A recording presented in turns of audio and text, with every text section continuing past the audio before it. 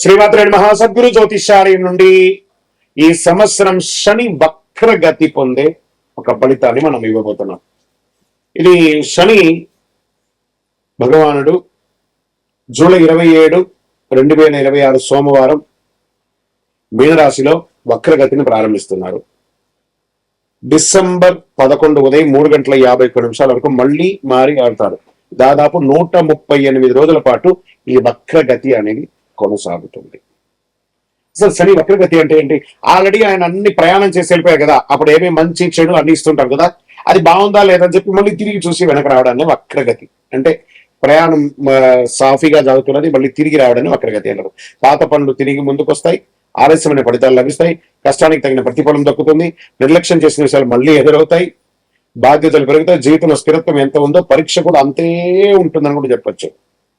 మరి యొక్క ఎవరిని ఎక్కువ ప్రభావితం చేస్తుంది ఈ యొక్క వక్రగతి అని అంటే, శని ప్రకృతి ప్రభావం ముఖ్యంగా వీరిపై చాలా గొప్పగా ఉంటుంది. ఎలా అంటే ఏళ్ళనాటి శని 7.5 ఉన్న వాళ్ళకి, అష్టమ శని, అర్ధాష్టమ శని, శని మహర్దశ, శని అంతర్దశ, జన్మ కుండలిలో శని భగవానుడు బలహీన పడడం, వీళ్ళందరికీ కూడా ఇబ్బందులు వచ్చే అవకాశం లేదు.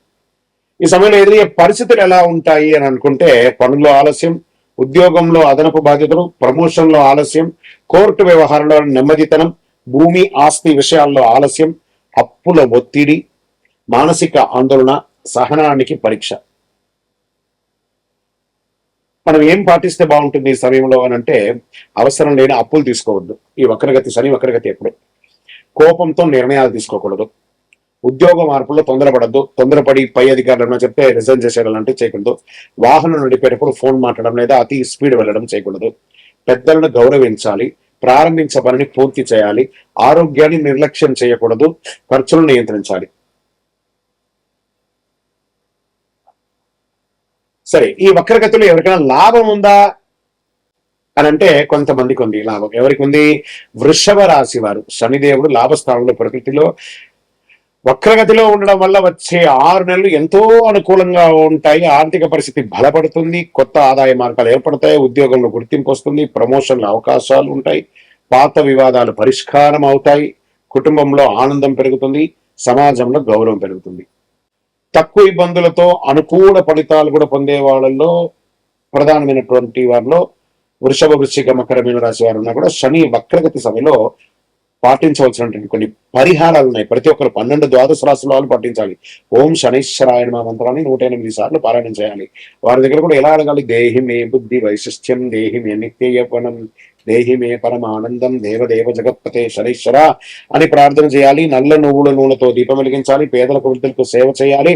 ఇక్కడ బాగా గుర్తుపెట్టుకోవాలి, హనుమాన్ చాలీసా పారాయణం చేయండి. ఈ నవగ్రహాల దగ్గర శని భగవానుడు 19 సంవత్సరాలు, 19 అని లెక్క ఉంది కాబట్టి ఈయనకి 19 ప్రదక్షిణాలు చేయాలి శని భగవానుడికి. ప్రతి ఒక్కరు కూడాను చెయ్యండి. తర్వాత ఆ నవగ్రహాల దగ్గరికి వెళ్ళి నవగ్రహాలకు ప్రదక్షిణ చేసిన తర్వాత మేము కాలు కడుక్కుంటాము అని చెప్పి తప్పు పని చేయకండి. ఏమో అయిపోతుంది కాలు కడుక్కోపోతా అంటే, ఆ దుష్టగ్రహం కాదు శని భగవానుడు. ఆ శని భగవానుడు యొక్క పూజ చేసి కాలు కడుక్కొని ఇబ్బంది పెడితే ఆయన అనుకుంటాడు మేము పనికిరాని వాళ్ళు కదా, మీకు నేను ఏ రకంగా ఇబ్బంది పెట్టాలనుకుంటాడు. కాబట్టి గుర్తుపెట్టుకోండి, ఆ దేవుడు పనికిరానంటే దేవాలయంలోనే ఆ విగ్రహాన్ని ప్రతిష్ఠించరు కదా. మరి గురుగారు అందరూ కాలు కడుక్కోవాలంటారు కదా అంటే, ఇది వచ్చి ఒక అపోహ మాత్రమే, చరిత్ర ఎవిడెన్స్ లేదండి. ఆ శని భగవానుడి దగ్గర దీపం వెలిగిస్తారు, నూనె పోస్తారు చూసారా, అవన్నీ కూడా కారి కింద పడుతుంది కదా, దాన్ని తొక్కి ప్రదక్షిణాలు చేస్తే వృద్ధులు కానీ, పిల్లలు కానీ, మహిళలు కానీ ఎవరైనా జారి కింద పడతారని నవగ్రహం తిరిగిన తర్వాత కాలు కడుక్కోండి, ఆ నూనె కాలు కంటకూడదు అని చెప్పారు. కానీ నవగ్రహాలు తిరగడం వల్ల కాలు కడుక్కోవడం అనేది అపోహ, అదొకటి చెయ్యకండి. 19 ప్రదక్షిణాలు చేయండి, నువ్వులతో దీపం వెలిగించండి, నువ్వుల నూనెతో దీపం వెలిగించండి, బెల్లం కాకి పెట్టండి, కాకధ్వజాయ విద్మహే ఖడ్గహస్తాయ ధీమహి తన్నః మంద ప్రచోదయాత్ అని చెప్పి ప్రార్థన చేయండి. పేదవాళ్ళకి చెప్పులు దానం ఇవ్వండి, ఒక బెడ్షీట్ దానం ఇవ్వండి, ఒక గొడుగు దానం ఇవ్వండి, అన్ని రకాలుగా బాగుంటారు. ఇంకనూ గురుగారు మా యొక్క వ్యక్తిగత జాతకంలో ఈ యొక్క శని వక్రగతి యొక్క దాన్ని మేము నిర్మూలించుకోవాలి, దానికి పరిహారం పొందాలి అని అంటే దానికి ఏ రకంగా చేయాలంటే మీ పరిసర ప్రాంతాల్లో ఉన్నటువంటి గురువులని, జ్యోతిషాస్త్ర నిపుణులని సంప్రదించండి. లేదా మా దగ్గరే తెలుసుకోవాలనుకుంటున్నారా, మా డిస్ప్లేలో కనబడుతున్నటువంటి నంబర్ కి మీ పేరు, date of birth, time of birth, place of birth text చేసి మీ యొక్క అపాయింట్మెంట్ ఫిక్స్ చేసుకోండి. విజయవస్తు. శ్రీమాత్రే నమః. ఒక అద్భుతమైనటువంటి ఆధ్యాత్మికమైనటువంటి విషయాలు లక్ష్మీదేవి గురించి మనం ఈరోజు తెలుసుకోబోతున్నాం. శ్రీ మహాలక్ష్మీదేవి గుడ్లగూబ ఉల్లూకం అంటారు. ఎందుకు వాహనంగా ఉంది? హిందూ పురాణాల ప్రకారం గుడ్లగూబ ఉల్లూకం మహాలక్ష్మీదేవి వాహనం. దీనికి అనేక ఆధ్యాత్మికమైనటువంటి ఎవిడెన్స్ తో సహా ఉన్నాయి. గుడ్లగూబ చీకట్లో కూడా స్పష్టంగా చూడగలదు. ఇది వివేకం, దూరదృష్టి, సరైనటువంటి నిర్ణయం తీసుకునే శక్తిని సూచిస్తుంది. లక్ష్మీదేవి ప్రసాదించే సంపదను జ్ఞానంతో వినియోగించాలని ఇది బోధిస్తుంది. సంపదతో పాటు వినయం. సంపద వచ్చినప్పుడు అహంకారం, లోభం పెరగకుండా జాగ్రత్త ఉన్న గుడ్లగూబ సూచిస్తుంది. ధనాన్ని ధర్మబద్ధంగా వినియోగించడానికి సందేశంగా నిలుస్తుంది. అజ్ఞానాన్ని తొలగించడంలో గుడ్లగూబ రాత్రిపూట చురుకుగా ఉంటుంది. అంటే అజ్ఞానంలో రాత్రిపూట చురుకుగా ఉంటుంది. చూసారా? చీకటి అంటే అజ్ఞానం, వెలుగు అంటే జ్ఞానం. అజ్ఞానం తొలగించి సత్య మార్గం నడిపించే లక్ష్మి కృపకు ప్రతీకగా నిలబడుతుంది. ఐశ్వర్యానికి కాపరి.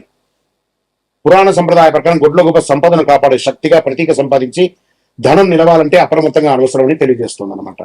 శాస్త్ర సంప్రదాయ ప్రకారం కొన్ని ఆగమ పురాణ సంప్రదాయాలు మహాలక్ష్మీదేవిని ఉల్లూక వాహిని, గుడ్లగూబను వాహనంగా ధరించినది అనే అర్థం కూడా ఉంది. అయితే అన్ని ప్రాంతాల చిత్రంలో గుడ్లగూబలు తప్పనిసరిగా కనిపించదు. కొన్ని ఆలయ సంప్రదాయాలు ఆమె పద్మాసనంలో లేదా ఏనుగుతో గజలక్ష్మి రూపంలోనే చిత్రీకరిస్తూ ఉంటారు. సంపద ఒక్కటే సరిపోదు, సద్వినియోగం చేసే వివేకం, వినయ, ధర్మబుద్ధిని. శుక్రవారమే లక్ష్మీదేవిని ఎందుకు పూజిస్తారు? మహాలక్ష్మీదేవికి శుక్రవారం ఎందుకు పూజ చేస్తారు? హిందూ సంప్రదాయ ప్రకారం శుక్రవారం మహాలక్ష్మీదేవికి అత్యంత ప్రీతికరమైనటువంటి రోజు. శుక్రవారం అధిదేవత లక్ష్మీదేవి. జ్యోతిశాస్త్రంలో శుక్రగ్రహం వీనస్ అంటారు కదా, సంపద, ఐశ్వర్యం, సౌందర్యం, సుఖ సంతోషాలు, కళలు, దాంపత్యం వంటి విషయాల్లో కారకుడు. శుక్రగ్రహానికి చెందిన రోజుగా భావిస్తారు కాబట్టి అందులో ఆ రోజు లక్ష్మీదేవిని ఆరాధించడం శుభప్రదమైనటువంటి విశ్వాసం. ఐశ్వర్యాన్ని ప్రసాదించే రోజు. ధనాభివృద్ధి, కుటుంబ సంపద, వ్యాపారాభివృద్ధి, దాంపత్యాభివృద్ధి, శుభ కార్యక్రమాలు కలగాలంటే సంప్రదాయ విశ్వాసం కూడా ఉంది. గృహలక్ష్మి ఆరాధనగా భారతీయ కుటుంబ సంప్రదాయంలో శుక్రవారం ఇంటిని శుభ్రపరిచి ముగ్గు వేసి దీపం వెలిగించే లక్ష్మీదేవిని ఆహ్వానించడం ఆనవాయితీగా వస్తున్నట్టుంటది. ఇంకా వ్రతాలకు ప్రాముఖ్యత అంటే శుక్రవారం లక్ష్మీ వ్రతం, వరలక్ష్మి వ్రతం. అందులోనూ ఈ నెల 21వ తారీఖున వరలక్ష్మి వ్రతం కూడా 2026 ఆగస్టు నాడు వస్తుంది. అష్టోత్తర శతనామాన్ని పూజ చేయడం, అనేక ఆచారాలు, సుమంగళి ప్రార్థన చేయడం, సుమంగళిని అందరూ ఇంటికి పిలిచి పారాన్ని రాకి వాళ్ళకందరికీ ఉచిత రీతిలో వాళ్ళు సత్కరించడం కూడా జరుగుతుంది. శుక్రవారం చేయవలసిన పూజ: ఇంటిని శుభ్రంగా ఉంచడం, గడపకు పసుపు కుంకుమ పెట్టడం, ఆవు నెయ్యి, నువ్వుల నూనెతో దీపం వెలిగించడం, తామర పువ్వులు లేదా తెల్లని పువ్వులతో పూజ చేయడం, శ్రీశుక్త కనకదార స్తోత్ర పారాయణం చేయడం, మహాలక్ష్మి అష్టోత్తర శతనామాలు చేయడం చాలా మంచిది. పాయసం, పాలు, బెల్లం ఇలాంటి నైవేద్యం ఇస్తే శుక్రవారం నాడు అమ్మవారి ఆనందపోయి ఇంట్లో దారిద్ర్య నిర్మూలన చేసి ఐశ్వర్యాన్ని కురిపిస్తుంది. వర్షంగా విజయోస్తు. అమ్మవారికి కమలే ఓం శ్రీం హ్రీం క్లీం కమలే కమలాలయే ప్రసీద ప్రసీద శ్రీం హ్రీం శ్రీం మహాలక్ష్మీ నమః. అమ్మవారికి కమలాలంటే ఎందుకు ఇష్టం? లక్ష్మీదేవికి కమలం అంటే శ్రీ మహాలక్ష్మీదేవిని దాదాపు ప్రతి చిత్రంలో విగ్రహంలో కమలంలో ఆశీనురాలుగా లేదా చేతుల కమల పుష్పాన్ని ధరించే విధంగా దర్శిస్తుంటాం. కమలం లక్ష్మీదేవికి అత్యంత ప్రీతిపాత్రమైనటువంటి పుష్పం. చూడండి, ఆ కమలం పుట్టడం వచ్చి బురదలో పుడుతుంది. ఆ బురదలో పుట్టిన తర్వాత ఆకు కూడా విచ్చుకుంటుంది, పువ్వు కూడా విచ్చుకుంటుంది. ఆ బురద ఆ పువ్వు కానీ ఆకు కానీ ఎక్కడ కూడా కొంచెం కూడా ఉంటుంది. అంటే ఎక్కడి నుంచి వచ్చామనేది కాదు, ఎక్కడికి చూస్తుంది, ఎక్కడికి వెళ్తుంది అనేది ఆ యొక్క పుష్పం యొక్క అనుకూలమైనటువంటి పవిత్రతకు ప్రతీక. కమలం బురదలో పుట్టినా బురద అంటకుండా స్వచ్ఛంగా వికసించి అలాగే మనిషి కూడా ప్రపంచంలో జీవిస్తూ అధర్మానికి దూరంగా పవిత్రతకు జీవితంగా ఉండాలని చూపించే సూచికనే కమల పుష్పం. ఐశ్వర్యానికి చిహ్నం. కమలం వికసించడం అంటే అభివృద్ధి, శ్రేయస్సు, ఐశ్వర్యం. అందుకే లక్ష్మీదేవిని పద్మ కమల, పద్మాలయ, పద్మప్రియ వంటి నామాలతో స్తుతిస్తూ ఉంటారు. మహావిష్ణువుతో అనగా మహావిష్ణువు నాభి నుండి కమలం ఉద్భవించింది. ఆ కమలంపై బ్రహ్మదేవుడు అవతరించాడని పురాణాలు చెబుతాయి. లక్ష్మీదేవి శ్రీ మహావిష్ణువు సహచరణి కావడంతో కమలానికి ప్రత్యేక స్థానం లభించింది. ఆధ్యాత్మికమైనటువంటి వికాసం. కమలం ఉదయించే సూర్యుని కిరణాలతో వేస్తుంది. అది జ్ఞానం, ఆధ్యాత్మిక చైతన్యం, అంతరంగ వికాసం. చూడండి, ఆకాశాన్ని చూస్తుంది, సూర్యునే చూస్తుంది కాబట్టి అద్భుతమైనటువంటి ఎక్కడ పుట్టామనేది కాదు, ఎక్కడ చూస్తుంది అనేది గొప్ప. శాస్త్రాల్లో కమలం శ్రీ సూక్తంలో మహాలక్ష్మీదేవిని పద్మంతో అనేక సార్లు వర్ణిస్తారు. ఉదాహరణకు పద్మప్రియే పద్మిని పద్మహస్తే పద్మాలయే పద్మధలాయ దాక్షి అని అంటారు. చూసారా? ఈ సూత్రంలో ఆమెకు కమలం ఎంత ప్రీతిపాత్రమో స్పష్టంగా తెలియజేయడం జరుగుతుంది. కమలంతో పూజ చేస్తే ఫలితం. సంప్రదాయ ప్రకారం లక్ష్మీదేవిని కమల పుష్పాలతో పూజిస్తే ధనాభివృద్ధి, గృహంలో ఐశ్వర్యం, వ్యాపారాభివృద్ధి, కుటుంబంలో శాంతి సౌకర్యం కలుగుతాయి. కమలం ఇచ్చే సందేశం ఏంటి? సంపద వచ్చిన అహంకారం లేకుండా ప్రపంచంలో ఉంటూ పవిత్రతను, వినయాన్ని, ధర్మాన్ని కాపాడని చెప్తుంది. కాబట్టి అమ్మవారికి కమలం అంటే మహా ఇష్టం.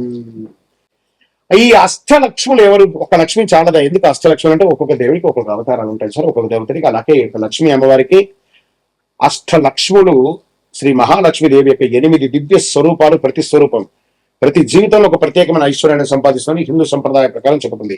సంపద అంటే కేవలం ధనం మాత్రమే కాదు, ధైర్యం, జ్ఞానం, సంతానం, విజయం, ఆహారం, ఆధ్యాత్మిక శాంతి కూడా ఐశ్వర్యమే. ఇందులో మొట్టమొదటిది ఆదిలక్ష్మి, మహాలక్ష్మి యొక్క మూల స్వరూపం. ఆధ్యాత్మిక శాంతి, భక్తి, మోక్షాన్ని ప్రసాదిస్తుంది. ధనలక్ష్మి, ధనం, బంగారం, ఆర్థిక సంపదకు అధిష్టాన దేవత. వ్యాపారం, ఉద్యోగం, ఆర్థిక అభివృద్ధికి ఆశీర్వదించబడుతుంది. ధాన్యలక్ష్మి, అన్నం, ధాన్యం, వ్యవసాయం, ఆహారం, సమృద్ధికి ప్రతీక. ఇంట్లో అన్నపూర్ణను ప్రసాదిస్తుంది. గజలక్ష్మి, ఏనుగుతో దర్శనమిచ్చే లక్ష్మి స్వరూపం. రాజయోగం, గౌరవం, కీర్తి, శ్రేయస్సును ప్రసాదిస్తుంది. సంతాన లక్ష్మి, సంతానం, పిల్లలు, ఆరోగ్యం, వారి అభివృద్ధి అనుగ్రహిస్తుంది. కుటుంబ సుఖ సంతోషాలకు ప్రతీక.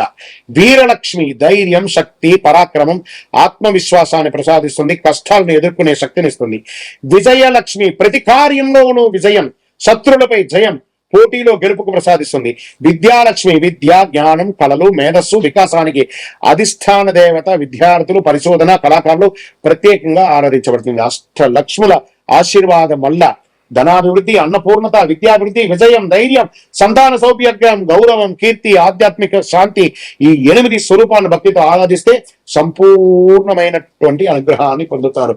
లక్ష్మీం క్షీరసముద్ర రాజతనయాం శ్రీరంగదానేశ్వరీం అని ప్రార్థన చేయండి. అనుగ్రహాన్ని పొందండి. విజయోస్తు.